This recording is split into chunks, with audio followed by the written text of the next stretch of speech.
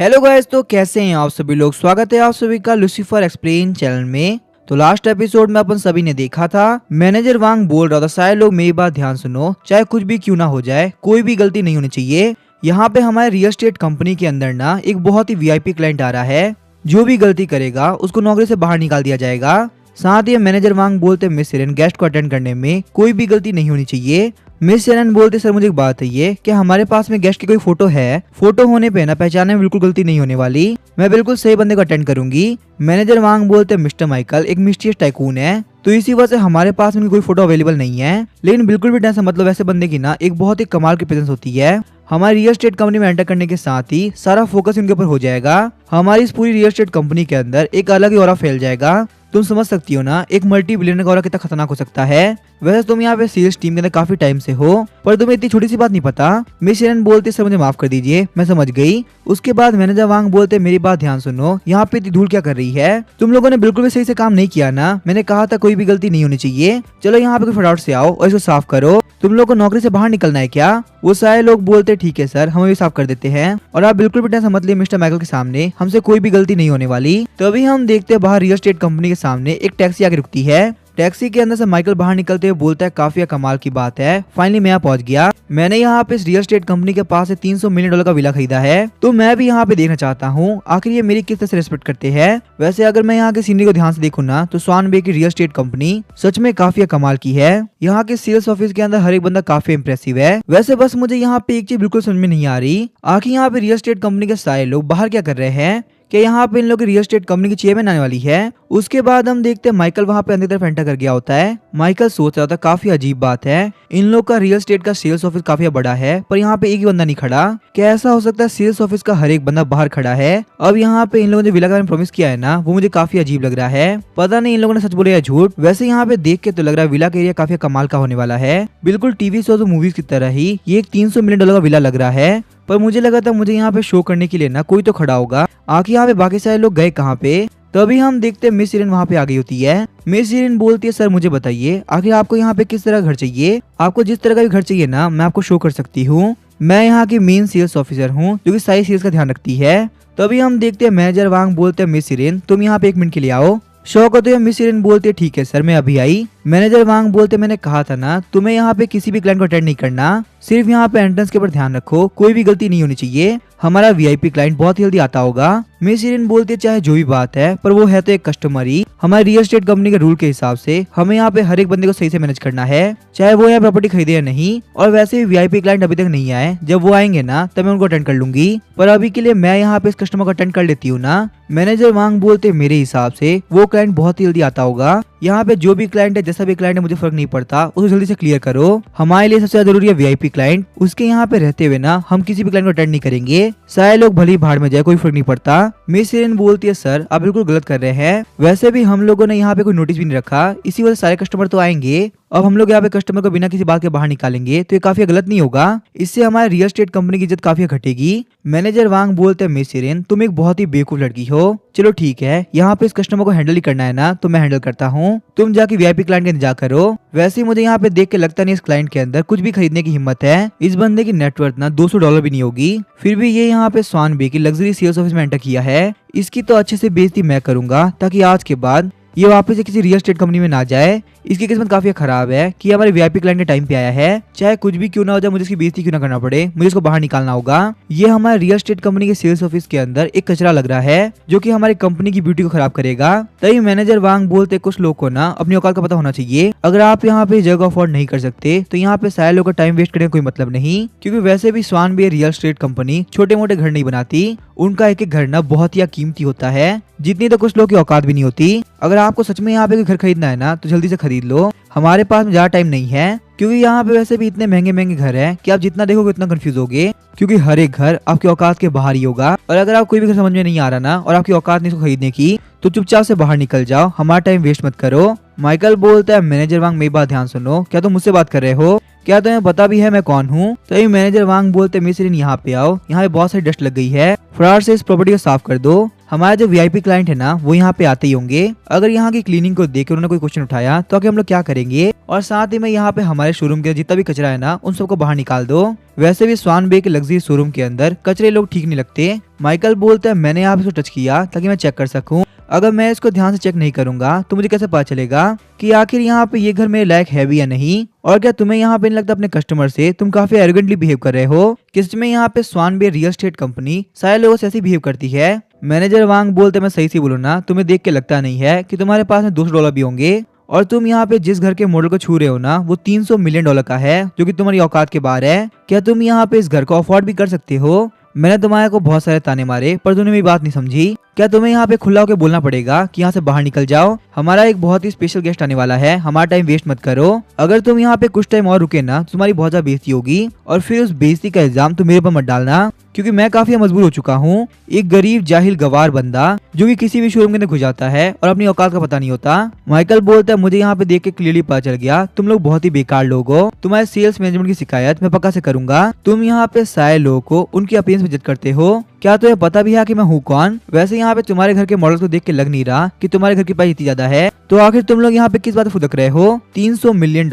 आखिर कौन सी बड़ी बात है? मैनेजर वांग बोलते तुम यहाँ पे इसी वजह से इतनी फालतू बात कर रहे हो ना, क्योंकि तुम इसको नहीं खरीद सकते, तुम्हारी औकात ही नहीं है। $300 मिलियन तुम क्या तुम्हारी 10 पुश्तों ने भी नहीं देखे होंगे। उन सारे लोगों की प्रॉपर्टी मिला दो ना, फिर भी कुछ नहीं होने वाला। तुम जैसे गरीब लोग यहाँ पे एंट्री के लायक नहीं। मैं तो खास कर एक रूल बनवा दूंगा कि तुम जैसे गरीब लोग की एंट्री बंद करा दो, इससे हमारा शोरूम काफी गंदा होता है। माइकल बोलता है बहुत ही अच्छी बात है, मेरे जैसे लोगों की वजह से शोरूम गंदा होता है, तो चलो ठीक है मैं तुम्हारे शोरूम की इज्जत बढ़ा देता हूँ। बस 1 मिनट को मुझे यहाँ पे एक कॉल करने दो, और तुम यहाँ पे बातें सुन सको इसी वजह से ना मैं यहाँ पे कॉल भी स्पीकर पे रखता हूँ, ताकि तुम्हें यहाँ पे हर एक बात बिल्कुल क्लियरली सुनाई दे और हम लोग के बीच में कोई भी गलतफहमी ना बचे। फिर तुम यहाँ पे डिसाइड करना मैं तुम्हारे शोरूम के अंदर आगे क्या खरीदने के लायक हूँ। फोन उठाने के साथ ही वो लेडी बोल रही थी मिस्टर माइकल क्या आप यहाँ पे सेल्स ऑफिस पहुंच गए? अगर आपको वहाँ पे कुछ भी समझ में नहीं आ रहा ना तो आप मैनेजर वांग से पूछ सकते हैं, मैंने उनको पहले ही बोल दिया था, वो आपको सब कुछ समझा देंगे। और अगर आपको कोई भी दिक्कत है ना तो आप मुझे बोलिए, मैं भी यहाँ पे 1 मिनट पहुंच जाऊंगी। शौक होते हुए मैनेजर वांग सोच रहे होते हैं मुझे ये वॉइस काफी फेमिलियर लग रही है, कहीं ये वॉइस हमारी कंपनी की एमडी की तो नहीं है ना? माइकल बोलता है आप यहाँ पे बोल रहे मैं मैनेजर वांग से पूछ लूं, पर सही से बोलते मैनेजर वांग को लगता है कि मैं किसी लायक ही नहीं, और मैं यहाँ पे आपकी कंपनी के अंदर कोई भी घर नहीं खरीद सकता। वो तो मुझे यहाँ पे सेल्स ऑफिस के शोरूम से बाहर निकाल रहे हैं, क्योंकि मैंने यहाँ पे कदम रखे ना आपके शोरूम को गंदा कर दिया है। मुझे लगता है आपकी कंपनी के ट्रांजैक्शन को ना मुझे कैंसिल करना होगा, शायद से मैं इस लायक नहीं कि मैं इस लग्जरी शोरूम के अंदर कुछ भी चीज खरीद सकूं। तो मुझे यहाँ पे यही सेम पैसे ना किसी और कंपनी को देने चाहिए जिसको शायद से अपने कस्टमर की ना थोड़ी बहुत इज्जत हो। आप लोग अपने कस्टमर की बिल्कुल वैल्यू नहीं करते, मैं जा रहा हूँ यहाँ से। एमडी बोलते मिस्टर माइकल क्या हुआ, आप नाराज क्यों हो रहे हैं? प्लीज आप वहाँ पे थोड़ी देर बैठी तो सही, मैं 2 मिनट में आती हूँ। वहाँ पे आने के बाद जो भी प्रॉब्लम मैं सोल्व कर दूंगी। साथ ही में एमडी सोच रही होती है क्या यहाँ पे मैनेजर वांग का दिमाग खराब हो चुका है, मैंने उनको बोला भी था वीआईपी क्लाइंट का खास कर ध्यान रखना और कोई भी गलती मत करना, फिर भी उसने वीआईपी क्लाइंट के साथ ही बदतमीजी कर दी। उस कमीने को तो मैं नहीं छोड़ने वाली। वो वहाँ से भागते हुए बोलती है पक्का से यहाँ पे कोई ना कोई गलतफहमी हो गई होगी, प्लीज मुझे माफ कर दीजिए, मैं बस कुछ ही देर के अंदर के पास पहुंच जाऊंगी, आप वहाँ जाइएगा मत। अगर आपको मैनेजर वांग की बातों का बुरा लगा है ना तो प्लीज मेरी बात सुन के रुक जाइए, प्लीज एक बार के लिए। उसके बाद हम देखते हो अपने ड्राइवर से बोलते हैं स्वान बे ऑफिस में चलो, जितना जल्दी हो सके उतना जल्दी। ड्राइवर बोलता है ठीक है मैम बैठिए, मैं अभी लेके चलता हूँ। कार में बैठ के एमडी सोची थी वांगशैंग आखिर तुमने क्या किया? मैंने तुमको पहले ही बोला था कोई भी गलती नहीं होनी चाहिए। अगर हमारा मिस्टीरियस वीआईपी क्लाइंट काफी ऑफेंड हो गया होगा ना तो मैं तुम्हें नहीं छोड़ने वाली। तुम ये बात पक्का सोच लेना, तुम बहुत ही बड़ी दिक्कत में फंसने वाले हो। मैंने तुमसे क्लियरली बोलता यहाँ पे कोई गलती नहीं चाहिए, फिर भी तुमने गलती करी दी, और ना सिर्फ गलती करी तुमने उनकी काफी बेइज्जती करी है, जो कि हमारे स्वान बे के ऑफिस के अंदर किसी नॉर्मल कस्टमर की भी नहीं हुई। आखिर तुम्हारी इतनी हिम्मत हुई कैसे? तुम बस कुछ देर रुको, मैं वहाँ पे आ ही रही हूँ, फिर देखो मैं तुम्हारा क्या हाल करती हूँ। मैनेजर वांग बोल रहे थे एमडी प्लीज आप रुक जाइए, आपको यहाँ पे आने की कोई जरूरत नहीं, मैं सब कुछ हैंडल कर लूंगा, चाहे मुझे माफी क्यों ना मांगना पड़े, मेरी तरफ से यहाँ पे कोई भी गलती नहीं होने वाली। लेकिन वहीं हम देखते हैं एमडी ने फोन काट दिया होता है। मैनेजर वांग बोलते पता नहीं क्या हुआ, आखिर यहाँ पे एमडी तक गुस्सा क्यों कर रही है, लगता है उन्हें आपकी गलतफहमी हो गई, ये बंदा तो वो हो ही नहीं सकता, शायद से यहाँ पे इस बंदे के यहाँ पे होने की वजह से ना वो मेरे पर काफी गुस्सा कर रही है। उसके बाद मैनेजर वांग कहते हैं मैंने कहा ना यहाँ से हट जाओ, क्योंकि हमारा वीआईपी क्लाइंट बहुत जल्दी यहाँ पे आता होगा। तुम्हें यहाँ पे बार बार बोलने के बाद समझ में नहीं आता क्या? लगता है तुम्हें यहाँ पे धक्के मार के ना इस शोरूम से बाहर निकालना होगा। तुम मेरी बात ऐसे नहीं मानने वाले। लगता है हमारा वीआईपी क्लाइंट काफी गुस्सा हो गया, क्योंकि हम यहाँ पे दूसरे लोग अटेंड कर रहे हैं। इस कमीने को फटाफट शोरूम से बाहर निकालो। वरना हमारी एमडी में नहीं छोड़ेगी। मुझे तो खासकर यहाँ पे नौकरी से बाहर नहीं निकलना। कमी ने कहा कि ये मेरी लास्ट वार्निंग है, फ्रॉड से बाहर निकल जा, वरना तेरे लिए बिल्कुल सही नहीं होने वाला। माइकल सोचता है पहले जब मैंने कॉल किया था तो इस बंदे को देख के लग रहा था कि शायद से वो वॉइस पहचान रहा है, पर फिर भी यहाँ पे इस बंदे का एक्ट बिल्कुल भी चेंज नहीं हुआ। ये मुझसे यहाँ पे अभी एरोगेंटली बिहेव कर रहा है। चलो ठीक है, कोई बात नहीं, अब यहाँ पे जो होता है होने दो। सच में काफी मजा आने वाला है। एक बार यहाँ पे एमडी को आने तो दो, उसके बाद मैं देखता हूँ तुम यहाँ पे कैसे एरोगेंट रह पाते हो। मैनेजर वांग मिस इरिन का कान पकड़ते हुए बोलते हैं, तुम्हारे इतनी पिटी होने का क्या फायदा जब तुम यहाँ पे अपना एक काम सही से नहीं कर सकती। मैंने तुमसे कहा था ना किसी को अटेंड मत करो, देखो तुम्हारी गलती की वजह से अब यहाँ पे वीआईपी क्लाइंट ऑफेंड हो चुका है और एमडी बहुत गुस्सा हो चुकी है। ऐसा भी हो सकता है मैं अपनी जॉब खो दूं। बताओ कि मैं क्या करूं? क्या तुम्हें यहाँ पे अपनी हरकत के बाद बिल्कुल भी शर्म आ रही है? रोते हुए मिस इरेन बोलती है, मैनेजर वांग मैं बस अपनी ड्यूटी कर रही थी, वो भी कंपनी के रूल्स के अकॉर्डिंग। तो आखिर मैंने यहाँ पे क्या ही गलती कर दी? मुझे नहीं पता मेरे अच्छे से काम करना आपके लिए इतना भारी पड़ जाएगा। प्लीज मुझे माफ कर दीजिए। अगर आपको लगे ना तो मुझे जॉब से बाहर निकाल देना। मैं खुद एमडी से बोल दूंगी कि मेरी गलती थी, तो वो पक्का से आपको जॉब से बाहर नहीं निकालेगी। अगर आप चाहे ना तो मैं वीआईपी क्लाइंट से माफी मांग सकती हूँ। प्लीज मुझे मेरी गलती के लिए माफ कर दीजिए। मैनेजर वांग बोलते हैं, मेरी बात ध्यान सुनो, मुझे नहीं पता आखिर तू कौन है।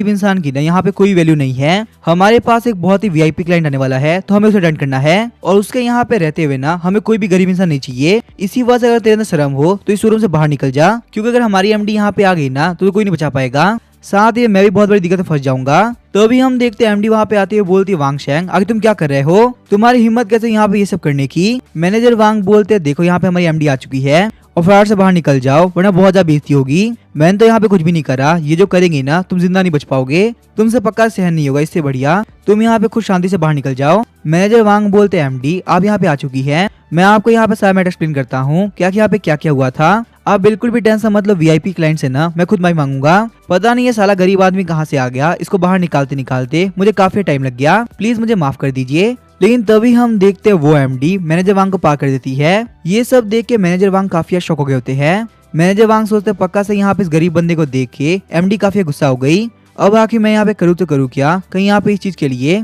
मेरी नौकरी ना चली जाए। अगर एमडी बहुत ज्यादा गुस्सा हो गई तो मुझे यह मैटर संभालना होगा। काश मैंने यहाँ पे इस कमीने बंदे को पहले बाहर निकाल दिया होता तो कम से कम मुझे यह मैटर संभालने में काफी इजी पड़ता। एमडी बोलती है, मिस्टर माइकल मेरा नाम है ली वानिंग और मैं यहाँ पे स्वानबेक रियल एस्टेट कंपनी की ना एमडी हूँ। आप मुझे मिस ली भी बोल सकते हैं। प्लीज मुझे माफ कर दीजिए कि मैं आपको यहाँ पे अटेंड करने के लिए अवेलेबल नहीं थी, वरना यहाँ पे तो सब कुछ हुआ ही नहीं होता। मैं जानती हूँ यहाँ पे शोरूम का जो बिहेवियर हुआ ना वो बिल्कुल ही गलत था। आपका एक्सपीरियंस हमारी रियल एस्टेट कंपनी के अंदर काफी बेकार गया, इसके लिए प्लीज मुझे माफ कर दीजिए। मैनेजर वांग ने आपकी काफी बेइज्जती कर दी। अगर मुझे यहाँ पे इस बारे में पहले पता होता ना तो मैंने मैनेजर वांग को भेजा ही नहीं होता। प्लीज मुझे इसके लिए माफ कर दीजिए। आप बिल्कुल भी ऐसा मत लीजिए, मैनेजर वांग आपसे माफी मांगेंगे, वो भी अभी के अभी। ये बात सुनने के साथ ही मैनेजर वांग काफी शॉक हो गए होते हैं। मैनेजर वांग बोलते, क्या ये यहाँ पे एमडी को मिस ली बुला सकते हैं? क्या मैंने यहाँ पे गलत सुना या फिर ये बंदा पक्का से वही वीआईपी क्लाइंट है? आखिर मैंने ये क्या कर दिया? अब तो मेरी जॉब पक्का से गई। मैंने यहाँ वीआईपी क्लाइंट को ऑफेंड कर दिया। सच में मैं एक बहुत ही बड़ा बेवकूफ हूँ। तभी मैं सोचा यहाँ फोन करने के बाद भी ये बंदा इतना शांत क्यों खड़ा है